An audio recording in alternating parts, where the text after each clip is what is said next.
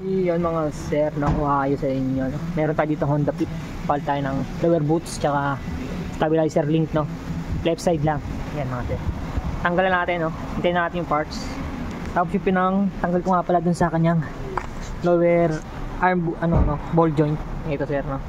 Bagong bili lang ng company. Itong air hammer. Good sa good. JTC, no? Yung unang gamit ko is itong ginamit ko, medyo malapad, mali pala yung paggamit ko. Kailangan pala saktuhan lang dito sa ball joint area niyan tatamaan. Kaya ito nagpalit ako. Kasi pagka hindi saktuhan yung ginamit mo na bala, pwedeng madamage siya yung ibang part, no? Pwedeng mabaliko niya. Kaya nagpalit ako. Mga sir, medyo yung ibang niya,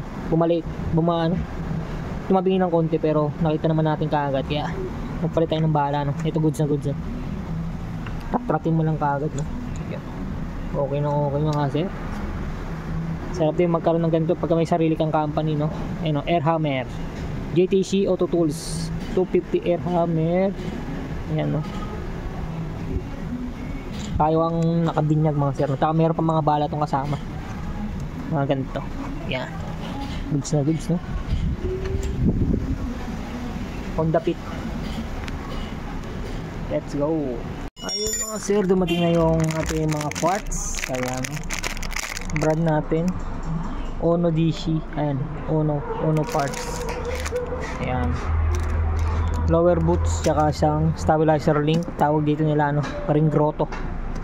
555 yung brand. Ayan. Sa Pinas meron din ito. Sikat talaga itong 555 mga sir. QR code mga sir.